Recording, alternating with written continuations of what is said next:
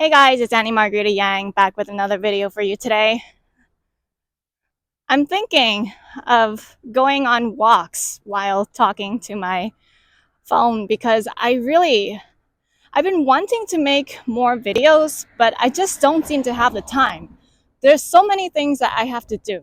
Like I have a full-time job, quote unquote full-time, in which I actually work part-time hours, run a business, have to promote my book and sell the 5-day job search, piano lessons, my marriage, I have to dedicate time to my husband. It's just like with so many commitments and obligations, I literally cannot find the time, even though I want to. I want to make more videos because I feel like there's so much I want to say. And if I wait until I have time to just sit down and shoot a video, I'm never going to have that time. And I've decided that for 2024, I'm going to go on more walks around my neighborhood because I've been working from home all year in 2023. And then, especially in the last quarter, I got booked from the end of September through December 31st. I did 96 podcast guest interviews. So basically, and I don't work Saturdays. So basically, for 6 days a week, I was on like at least 2 interviews a day. Some days I was on 5 interviews, 6 interviews. And because these podcast recordings are video recordings as well, I've always had to do my makeup every day for the last 3 to 4 months. I normally don't wear makeup aside from for that reason. I had to do my makeup. And because of that, I don't want to ruin my makeup. So I'll have a podcast interview at 7 a.m. in the morning. And then I'll have another podcast interview at 9 p.m. at night. So because I have to make sure I look nice, I don't have time to go to the gym, right? And because of that, because of having to do interviews at all hours of the day and making sure I still look good throughout the day, I haven't been going to the gym, even though it's something I wanted to do. And finally, now that things have slowed down, I only have about 15 interviews. I was doing at least 30, I only have 15 interviews for the rest of January booked. So that's been cut in half. I have a lot more time, and I'm really grateful for the fact that I can enjoy the fresh air and go for a walk around my neighborhood because I haven't had time to even go for a walk. So I'm really enjoying this. Anyway, so yeah, there's just so much I want to say, but because, the way to grow a YouTube channel, you always have to follow the advice of professionals, and professionals tell you, oh, you need to have a clickbait title, and then you need a thumbnail that really engages with the audience and makes them click. And then you need to also do SEO keyword research. It's just it makes making YouTube videos so complicated, to the fact that I probably have to put in maybe between 1 to 2 hours worth of prep work into researching things before I can even sit down and record what I want to say. And then after I record what I want to say, I have to edit the video and make sure that it is well edited, because people like fast-paced videos, right? Then you have to upload the video, title it correctly, put in the tags, the description, and then you have to share it on social media. I swear, just putting out one video into the world, for me, that's a 5-hour task. And I just don't have it in me to put in 5 hours to make a 10 to 20 minute video.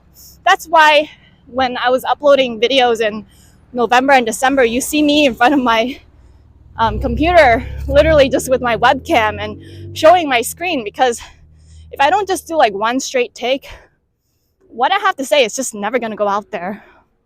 And also, another thing that's just been bothering me so much is the YouTube platform has changed.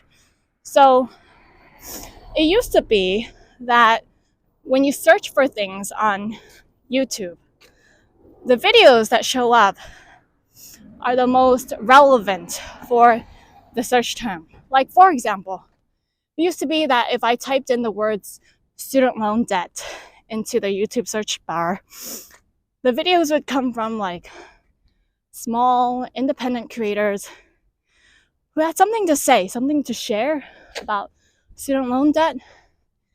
But I'm sorry, I'm going up this like crazy hill, so I'm getting out of breath. But now if you type that into the YouTube search bar today, all the videos that show up are basically from the mainstream media. I don't know what's going on, but it's like it's hard to rank for search terms these days.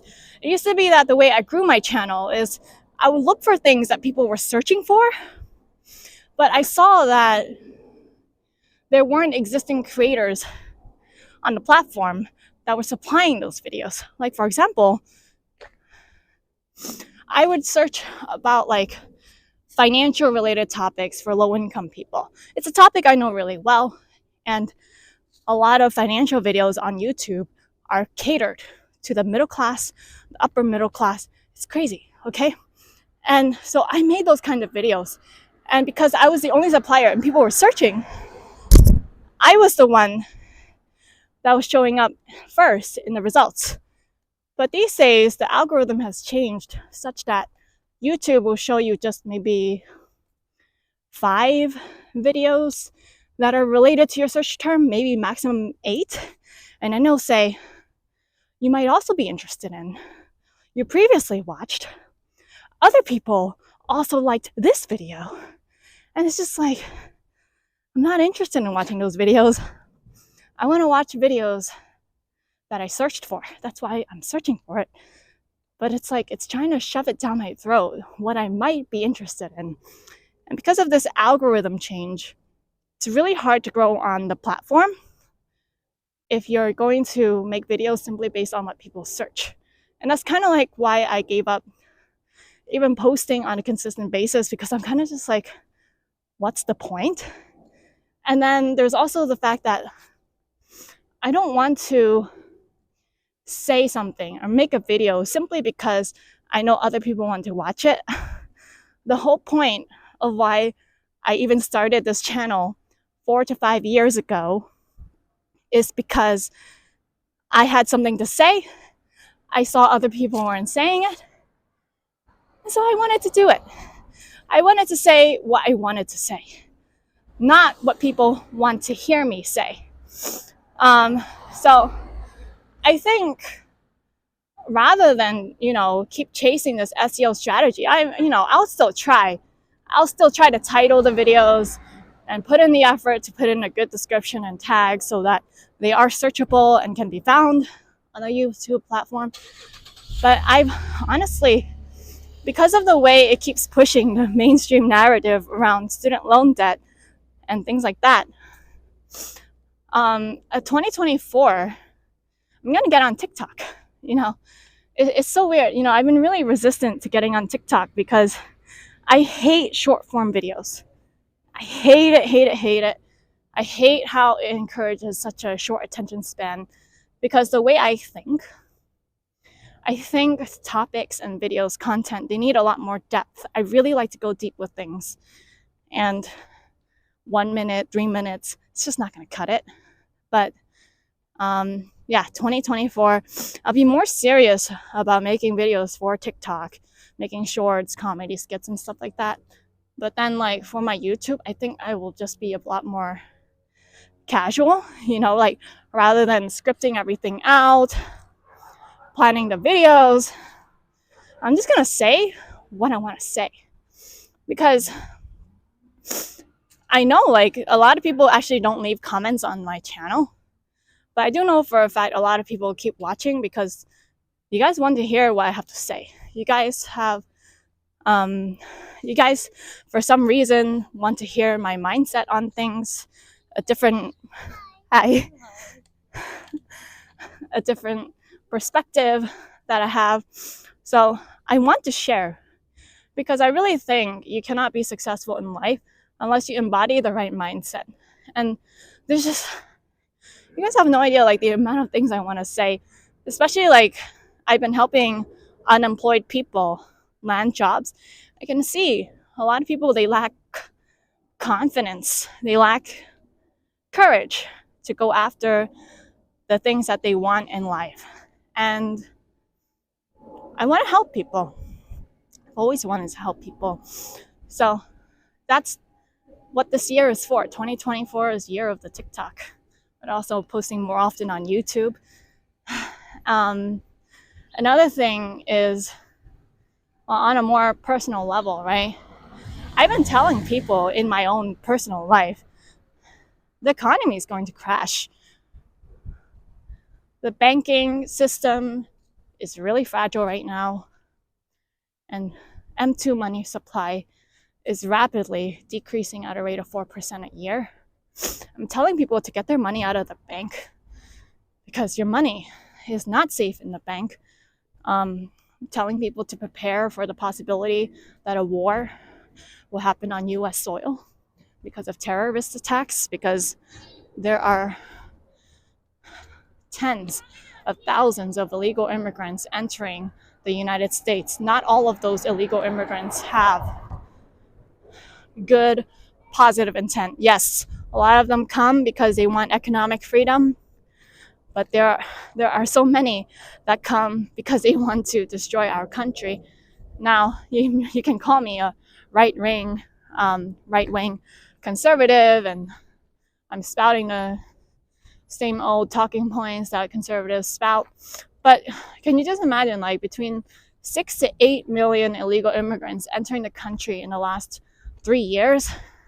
It doesn't take that many to organize something that's just devastating and catastrophic and horrific. You know, you can maybe organize 1,000, 2,000 people. If something is highly organized, it doesn't take very much to successfully execute a surprise attack. So, but you know, my family thinks I'm crazy, my husband thinks I'm crazy, my friends think I'm crazy, I've told my coworkers they think I'm crazy. But if you're listening and you actually think for yourself, you know, think, there might be some validity to what I have to say. If you've been following my channel for like the last 4 to 5 years, you know how I am. You know what kind of personality I have. I have always been the kind of person that has prepared well ahead of time. I always think of worst case scenario, and I plan, I prepare just to make sure when bad things do happen, I am ready. And, you know, in the past, I've made like the family emergency binder video. I've explained many things like that in the past. Like, it's the same thing. Your money, I'm telling you right now, it's not safe in the bank. And then in case there are more bank runs, I'm telling you, the FDIC doesn't even have enough money in its insurance fund to pay out all depositors that are at risk. It's not safe. A lot of people, they forget history. During the 1929 crash, before that, things just looked up and up and up and up. People who had their money in gold, who didn't have their money in stocks, right? They didn't lose their money in the 1929 stock market crash and what happened after. And then between 1929 and 1933, the worth of gold, the value of gold, quadrupled. That's right, you heard that right. Quadrupled. Meanwhile, people who had money in the stock market, from its peak in 1929 to 1933, it dropped 90%. It wiped out 90% of the wealth, okay? So that's a huge difference, you know, between what people lost and what people who had their money in gold gained. And then as for the people who had their money in gold, who were frugal, throughout the 1920s who saved their money. The government, because they wanted like people who had money to basically spend it and redistribute it, because if you have just a handful of people in our country holding on to all the wealth and not spending it, it's not good. The money needs to circulate. So what the government did was told people it was illegal to have gold, and if they catch you, they can fine you and put you in prison. And basically they made a call such that I think it was $25. Turn in your gold. 1 ounce is worth $25. And then after they got everyone to turn in their gold, basically confiscate their gold, they turned around and said, okay, so like they gave them cash, right? Like if you had a gold and you turned it in, you got $25 US dollars, paper dollars, cash for an ounce of gold. And then after everyone turned it in, the government turned around and said, okay, now the face value of gold will now be $50 an ounce. So basically everyone who like turned their gold in and traded it for cash effectively had the purchasing power of their cash instantly decreased. I could be wrong in the exact dollar amounts. Maybe it's not 25 to 50. I have to do my research on that because I'm thinking of it off the top of my head. I did read this somewhere, right? But yeah, be careful, right? Have your money. I keep saying gold because gold has survived empires. It survived, entire empires in the last thousands of years that have just collapsed and are no longer in existence today. The US, our country, has only been around since, 1776, since we declared war on Britain. So think about it. The paper money that we have, it's not actual money. And Congress, they basically, they can't even balance the federal budget every year. Every single year, they refuse to cut programs.